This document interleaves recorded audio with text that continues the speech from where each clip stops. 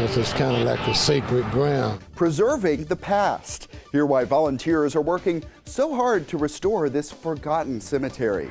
For a man on the go, we have a Go Pass, a new mobile ticketing app. It's yet another use for your smartphone. Hear how it can help you on mass transit throughout the region. She was just like one of our other two dogs. A foster farewell. People who have cared for dogs get them ready for new homes far away from Irving. Plus, a big fundraiser for homeless dogs. Go inside a new haunted circus and why police want to find this guy. This is City Source.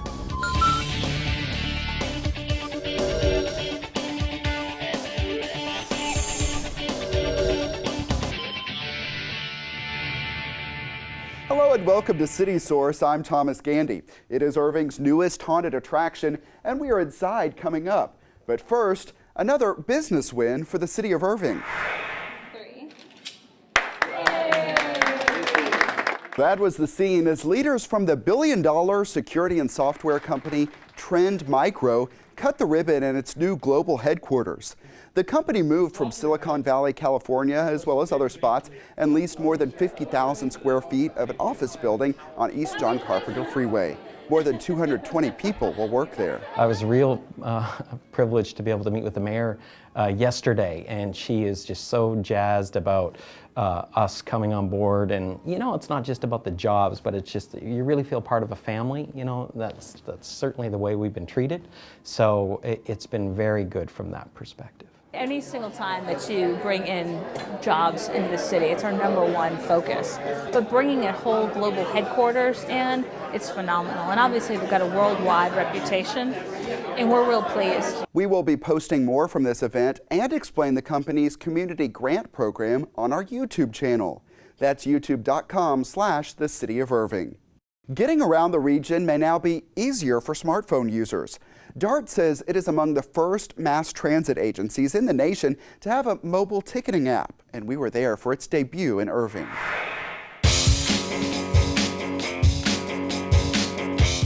We're actually out here launching our new mobile ticketing app. The Go Pass is available as today on both Google Play and the Apple Store. For a man on the go, we have a Go Pass, a new mobile ticketing app. That way you don't have to worry about paper tickets anymore. You no longer have to go to the ticket vending machines to buy your tickets. Your actual smartphone becomes your ticket. When you have your phone, you can just show the fare inspector or the bus operator your phone that has your ticket on it. We could make traveling a little easier for our customers, more convenient. Let's meet our consumers where they are. Anybody who's used to using their cell phone for doing any kind of transaction, they kind of get it immediately. Downtown Irving location has always been a big hub for a lot of folks. Irving's a place that's growing. We've made significant investment in Irving. Not only is it a mobile ticket, it's a travel tool, so you can plan all your travel within the app. You can do trip planning. You can identify where your bus, where your train is, all at the push of a button or click of your finger. We let people know that it's not just for DART or for the TRE, it's also for the T in Fort Worth and the DCTA up in Denton. We want to make sure that we serve all of our riders, so you'll still be able to get a regular paper ticket. The prices will still be the same. That's been one of the big questions we've gotten so far this week. Are the prices different on the mobile ticketing app than they are with the ticket vending machines? They're exactly the same. Hey, she's already downloaded. We haven't. Look, that's what it looks like. You'll see the ticket looks like. There it is. You don't have to stand in line to get those tickets on the ticket vending machine. You can just get on the train or get on the bus and go where you need to go. Okay. All right, thank you. Here are a few other things to know about that app. There is a special section with the best routes for big events, such as the State Fair. You pay those fares with credit cards, so no extra charges will appear on your phone bill. Learn more at dart.org. Several neighborhood associations across the city will be marking National Night Out Against Crime on October 1st. It's a chance to get to know your neighbors and build relationships with local officers. Irving's biggest celebration will again be at the Kroger store on North Beltline Road. Just as we saw in this video from last year, a lot of police and fire equipment will be on display, and families will be able to enjoy many other exhibits. The big National Night Out event will be on Tuesday, October 1st from 6 until 9 p.m., and it's free. And let's continue on that beat. See if you can be a City Source crime fighter. Do you recognize this guy? Police say he showed a gun as he stole money from a salon on West Grawweiler Road. Witnesses say he got away in a maroon Cadillac CTS. And listen to this list. This man is suspected of robbing the GameStop on North Beltline Road, a Shell station on 635, and the Sports Authority on Airport Freeway.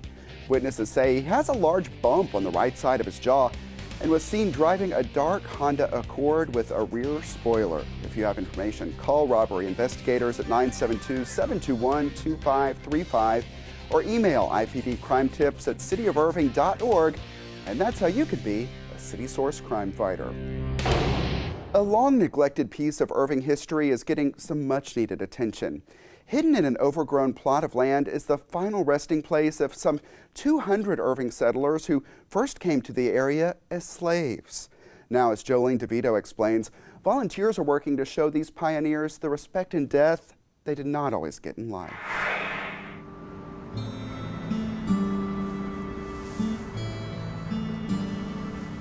Unless someone leads you right to Shelton's Bear Creek Cemetery, odds are you'd never find it. Hidden is an understatement. It's overgrown, fenced in, and now wedged between State Highway 161 on one side and a newly built senior living center on the other. But volunteer Jamie Simon knows the way. He is one of a handful of faithful volunteers determined to give this burial ground the respect and maintenance it deserves. After all, his great-great-grandfather is buried here. Our graveyard should have somebody to take care of it, regardless if you're related to anybody in it or not, because it's kind of like a sacred ground, and it needs to be took care of best it can be did. Jamie doesn't know which one of these headstones marks his ancestor's grave, if the grave is even marked at all.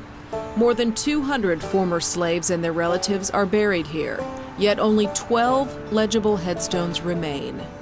Most visible among them, perhaps, Rose Dilworth, an early Bear Creek area settler who died in 1926. She was also Tim Green's great-great-aunt. It's a humbling experience knowing that these are the people that did what they did, and now you're benefiting from what they did in their past life, and their struggle was greater than ours. Although Shelton's Bear Creek Cemetery is federally protected, that doesn't mean it's federally maintained. Volunteers are taking charge of not only cleaning up the property, but of preserving the history that goes along with it. I knew it was hallowed ground. All cemeteries are. Black, white, green, pink, that doesn't matter because we're all God's children. And the people were kept from coming to this cemetery because the gates were always locked and they couldn't maintain it. And a lot of those generations died off, but the cemetery was still here. And through the years, it succumbed to neglect. The city is now also helping volunteers clear decades and decades of growth. It is hard work. Very hard. There's briaries, there's bushes, there's trees, and I'm a little older than what I used to be. And although it is hard work, you won't hear these volunteers complain. It is work of their choosing to honor their relatives who had far fewer freedoms. Jolene DeVito for City Source.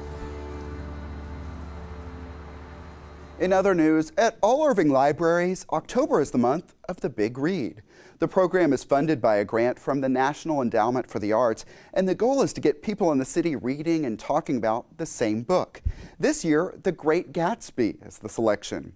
Kickoff events are planned for Saturday, October 5th, beginning at noon at the Central Library. That's when Fitzgerald's Fabulous Festival will take place. Also on that day at the West Irving Library, it's a magic show and kickoff event. On Sunday, October 6th, bring your pets to Diva Dogs and the Great Gatsby. It's at the Valley Ranch Library. Other celebrations, author visits, and more throughout the month will revolve around themes in The Great Gatsby. Find a full list at cityofirving.org/library. Irving's Water Utilities Department has been patrolling the city looking for people in violation of current watering restrictions. In August, staff members issued more than 100 warnings to residents and businesses. As a reminder, under Stage 2 restrictions, people with odd-numbered addresses may only water Sundays and Wednesdays. People with even-numbered addresses may only water Tuesdays and Saturdays. But on any day, no watering is allowed between 10 a.m. and 6 p.m. when evaporation rates are highest. There are other rules to follow regarding fountains, pools, and more. You can find the full list on the city's website.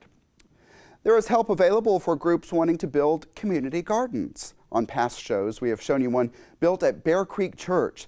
The goal is to help provide healthy food to people in need. Now, the City of Irving is offering grants to groups such as neighborhood associations, churches, schools, and other nonprofits that want to build their own community gardens. Applications are at cityofirving.org/begreen, and they are due on Halloween, October 31st. Coming up, Irving dogs find new homes in the Northeast. But first, Web Watch, our most popular and most talked about videos online. Ready, set, go! This one got a lot of attention, and you can see why. It's not every day you see a mayor skydive, but Mayor Beth Van Dyne did just that, all to bring attention to Red Bull Flugtag. You're not living if you're not pushing the line.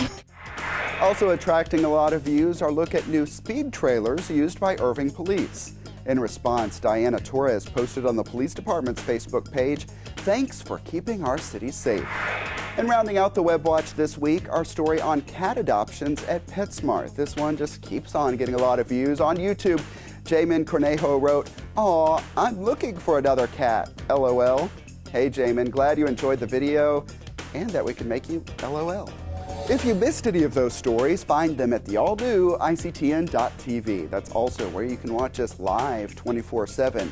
Plus, catch us at youtube.com/thecityofirving. We have more than 900 videos for you to watch, and we always like it when you leave us a comment.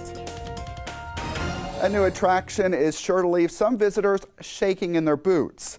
It's the Strangling Brothers Haunted Circus. Brooke Pratt checked it out the opening, which could not have come on a better night, Friday the 13th. It's a haunted attraction unlike any ever seen in Texas. The Strangling Brothers Haunted Circus traveled to our state for the first time. Their shows are held right here in Irving, but beware, this circus act is not for the faint of heart. This is my funhouse.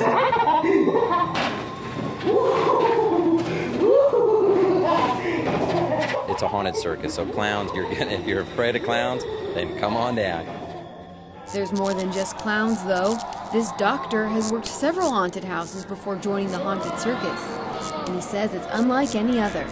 Very intense in certain aspects. This is certainly one of the longest. Definitely the most professional. It has to be scary when even the clowns themselves are anxious. I was scared just walking through, and we didn't have any actors yet. The haunted circus consists of 29 custom-built semi-trailers, outfitted with state-of-the-art animatronics, lighting, and of course, the crew. At any given time, you don't necessarily know which trailer you're in because you'll enter one and transition to another, and you may not even know. They should be prepared to get scared. It's about an hour-long trip through the 29 rings of terror, along with the accompanying creepy courtyards.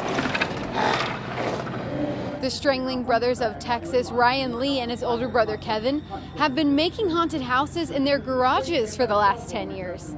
And they say they're ecstatic to bring a haunted venue to North Texas that's a little bit bigger than their garage. We love Texas, we love being here, and we have a great passion for haunted houses, and what better place to do it in your backyard? The Strangling Brothers Haunted Circus is famous in Utah. Their friend has owned and operated it there for years. Now the Lee brothers get to share the screams with North Texas. This market is huge. There's a ton of people that love haunted houses here, and there's nothing like this around. We aim to please, we aim to entertain. The Strangling Brothers say they invite everyone to come out and experience the thrill of the haunted circus. But beware. Our target audience really, I would say, is 14 and up, and we'll see kids around 12 or 13, but honestly, it's pretty scary, and they'll be crying and stuff. Really, it's a lot of fun to sneak up on people. There's a lot of, just watch out. I will be in the infirmary. Sometimes during the course of a venue, patrons sometimes get injured or fall ill, and I get to finish them. I get to take care of them. You can tell the characters bring a lot of intensity to their work. They get a thrill out of scaring their guests, but that's not all they get. We pay our cast, and so they think that's just a bonus. They would come here for free, and then when we give them that paycheck, they're just going, I mean, this couldn't get any better. They have a real passion for scaring people. The screams will continue here at the Strangling Brothers Circus through November 2nd. But for visitors, their nightmares might continue long after that. Brooke Pratt for City Source. The Haunted Circus is located at 8225 Esters Boulevard near State Highway 114. Find ticket prices and hours at stranglingbrotherstexas.com. A big honor for the University of Dallas. U.S. News and World Report put the campus at #2 among the state's regional and private universities. The magazine also noted the Irving School's value. The university has also been recognized by Forbes and the Princeton Review. Irving's Police Athletic League, or PAL, is again offering after-school archery clinics for students aged 10 to 18. The sessions are completely free and participants can just show up. The parents do need to sign a waiver. Archery is offered every other Tuesday. We have a few dates here on the screen, but check irvingpal.org for the full schedule. It all takes place at PAL headquarters, 1550 Rock Island Road.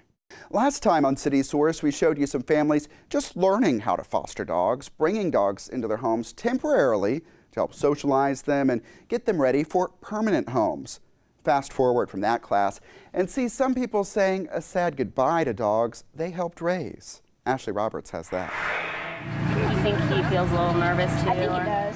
Yeah. He's shaking. But he is. I don't know. It is never easy to say goodbye. I was actually fine getting here, but seeing him get nervous made me sad. Yeah. Especially when you're letting go of a furry companion who becomes one of your own. We got a potty trained and she was just like one of our other two dogs. All of these dog lovers are volunteers for a new foster program. There are a bunch of fosters that get very attached to their pups, and how can you not? I mean, these babies, you're with them for 2 weeks or more. The program is called Love on Wheels. Love on Wheels is unique in that we foster the dogs just for a very short period of time, and then we send them to New York. The partnership started here at the Humane Society of Flower Mound, and Paws for Irving Animals jumped on board, helping to give dogs a new life after living at the Irving Animal Care campus. It just saves lives. All these dogs that were going to be euthanized are now going to homes in New York. Once the dogs are loaded up, it'll take about 5 days to get to New York. They'll first stop in Illinois,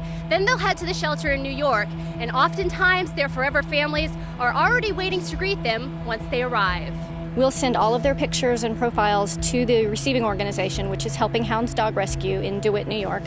They'll get them up on Pet Finder this week, and people will start making applications for them now. Letting them go is a bittersweet moment. I understand the feeling all too well. Come on, Jada Bear. Time to go to your forever home, baby girl. After learning about the program, I fostered Jada Bear, a Shepherd Lab mix. She became part of our family. Look at Mama. Go. Temporary mama. Okay. All right, give her the treat. Give her the treat, babe. Say sit. Tell her to sit. Sit. Show that she can sit. Sit. Good girl. Though it was hard to let go, the experience was rich and rewarding. One parent with extensive fostering under his belt agrees. Over the last 2.5 years, I've had over 460 fosters. Meet Harry Charalambis, who we will call the Foster Dog Whisperer. I can't think of another thing I do that gives so much reward as what I do with fostering. He encourages anyone interested to participate in this program. He believes the dogs understand they have been rescued. They know when they've been saved. You know, and compassion is just an unconditional love. I mean, I can't express that. Unconditional love is just amazing. Oh, there's my boy. An unconditional love that these foster parents can experience again and again.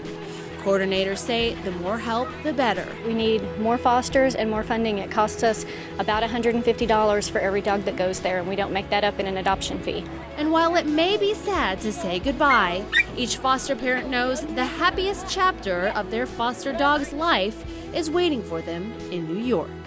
Ashley Roberts for City Source. A big fundraiser for the DFW Humane Society is always a lot of fun. This was the scene at the Las Colinas Country Club, site of the Black Collar Affair. At the event, some of the Humane Society's biggest sponsors and supporters were recognized. Several items were up for silent auction, and there were some fundraising games. A lot of the money raised goes to operating the no-kill shelter at Irving's Animal Care Campus. Other money goes to the Angel Fund. Well, the Angel Fund is an incredibly special fund that is dedicated to taking care of animals that come to the shelter that are wounded in severe ways. A broken limb, or maybe need to have something amputated, or we've got one tonight that is three-legged, a broken tail, and one eye. Because he was hit by a car. And the Angel Fund is a fund that we raise money for tonight that helps with those veterinary expenses. That's a huge part of tonight. Jack is a sweet and loving dog, and the right person is going to bring him home tonight. And look at these guys. They are some of the dogs looking for homes. Volunteers paraded them around to make them look their best for potential adopters. It was nice to see because some of the dogs who were up for adoption last year returned this year as guests. But don't worry if you didn't find one there, because it's time now for our Pets of the Week. So let's head out to the Animal Care Campus.